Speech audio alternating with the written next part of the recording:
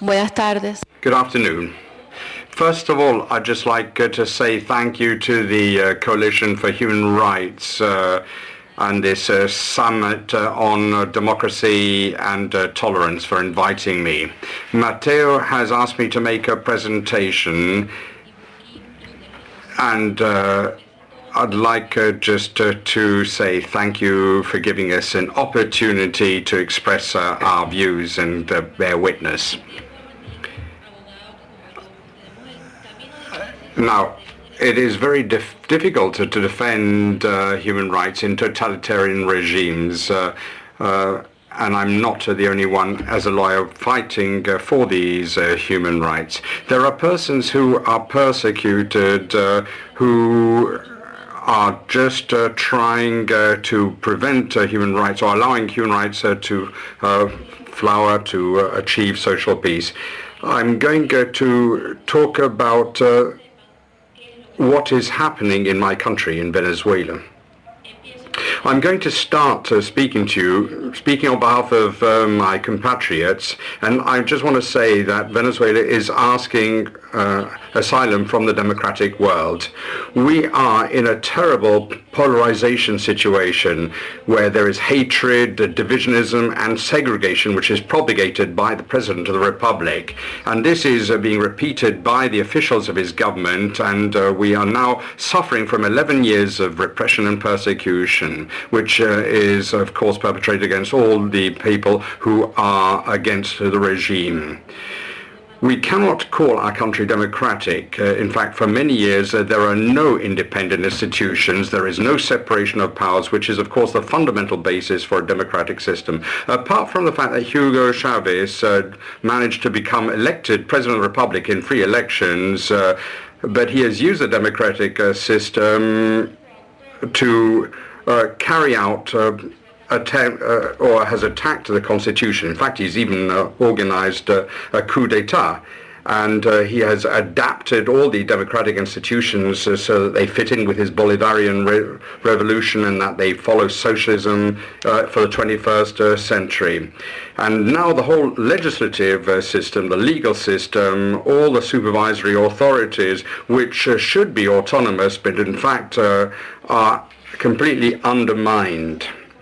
I think it is necessary to remember that the totalitarian system was rejected in a referendum which was presented by the president in December 2007 by a clear majority of electors.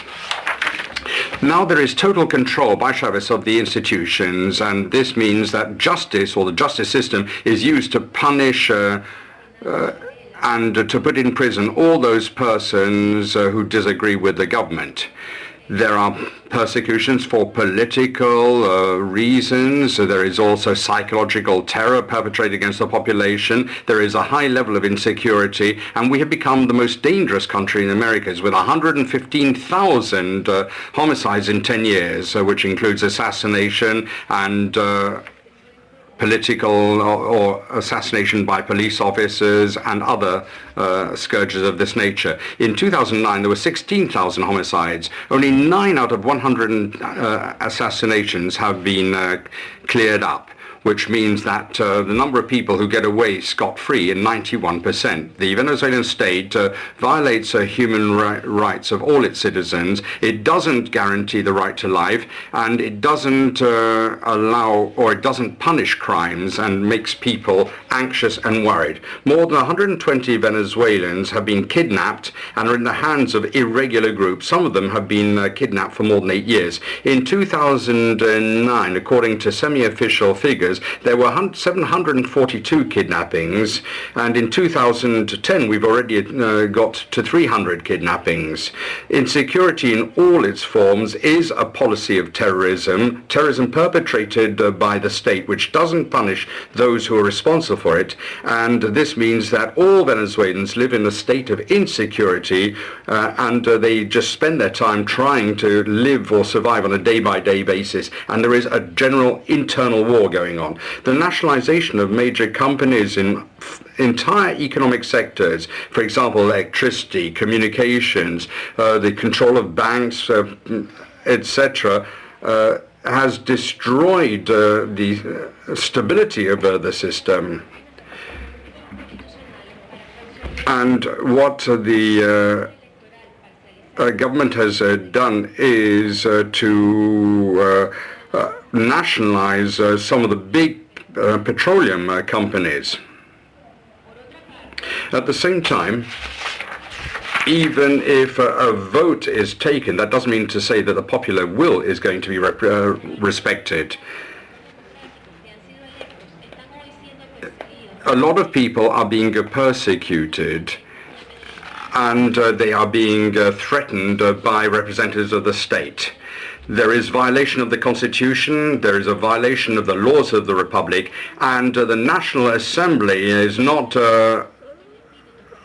following constitutional laws and is discrediting people who speak out against the government.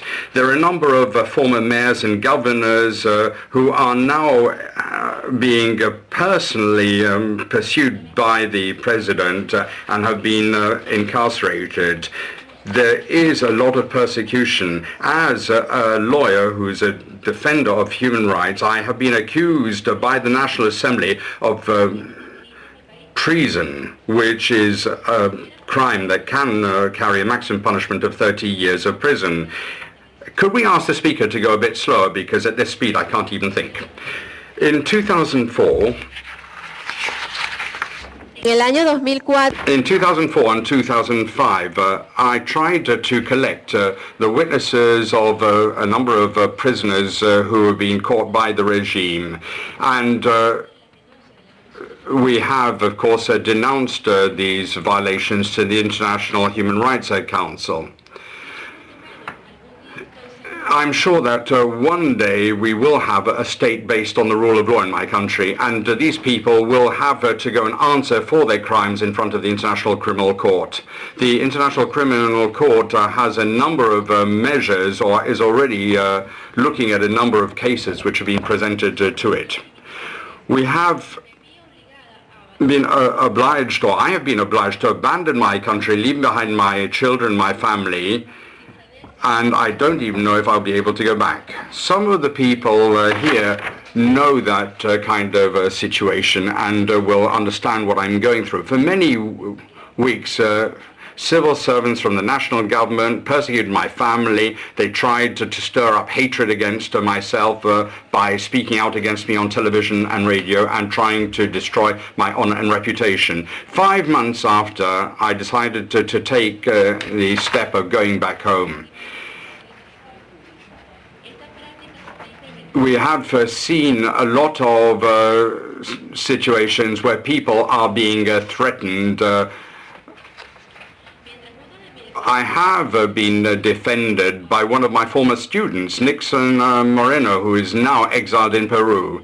But he was then subject to a lot of persecution by the government, and he was forced to seek asylum from the apostolic nunciate in Caracas, where he spent 2 years without the Venezuelan state accepting to fulfill its obligations under international conventions. And we've had a number of attempts made against this diplomatic mission, even though the ministry didn't investigate any of those attacks. 4 months ago, I was accused of political destabilization and treason. Then there was a hunger strike that was organized in front of the headquarters of the OEA in Caracas. We asked the Human Rights Council to look at the situation of political prisoners and those who are persecuted for political reasons in Venezuela, but the Venezuelan government has not allowed the Commission to visit Venezuela. I would also say that the Commission has not been allowed to Venezuela. And the government has been asked for permission to entry into the country, but that request has been refused.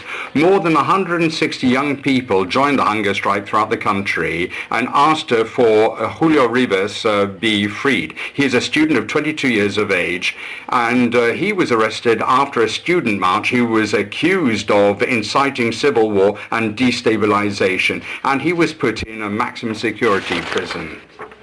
He's only 22 years old and a student. The National Assembly immediately opened an inquiry and put two other lawyers under surveillance.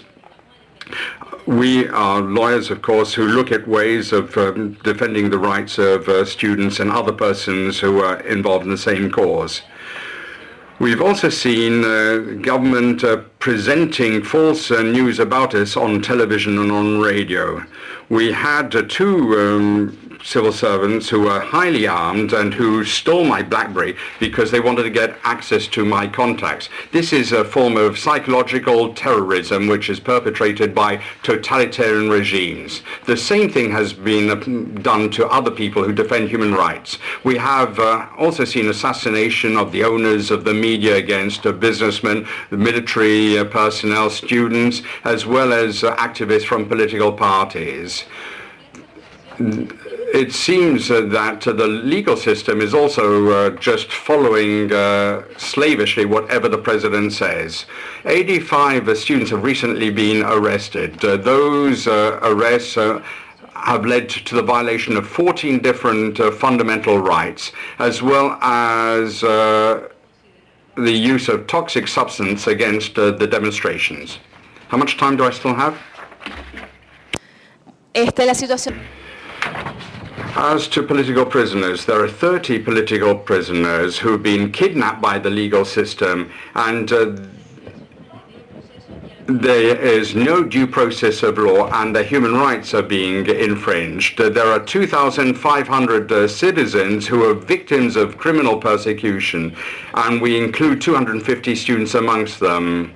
There is arbitrary detention, in which the right to life is being undermined, as well as the assumption of innocence is also ignored. There is a violation of the right to defense, violation of the right to have a just trial.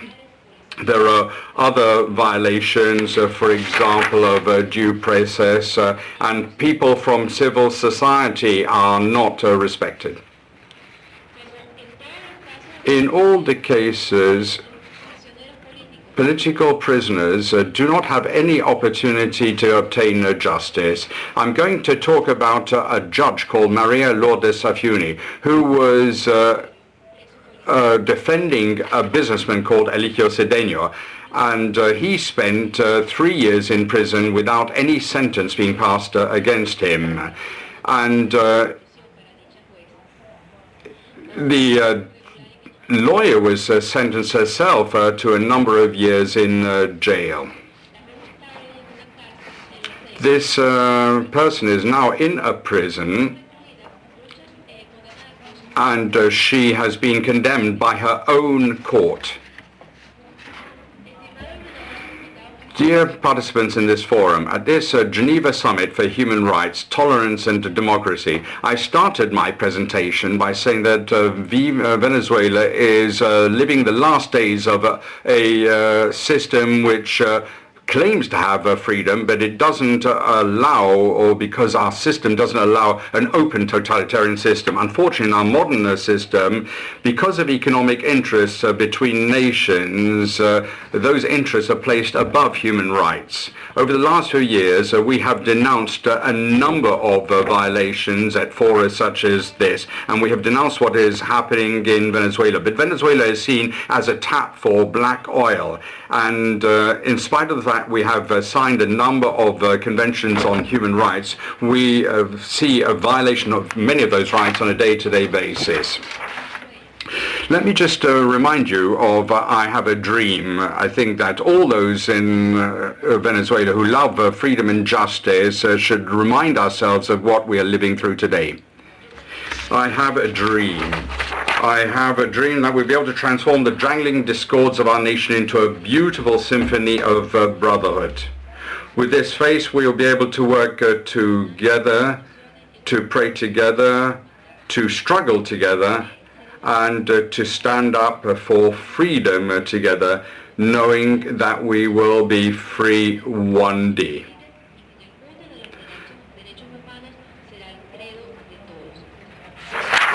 With this faith, we'll be able to transform, and when this happens, we will allow freedom to ring. When we let it ring from any tenement and every hamlet, from every state and every city, we'll be able to speed up that day when all of God's children, black men and white men, Jews and Gentiles, Protestants and Catholics, will be able to join hands and sing in the words of the old Negro spiritual, free at last, thank God Almighty.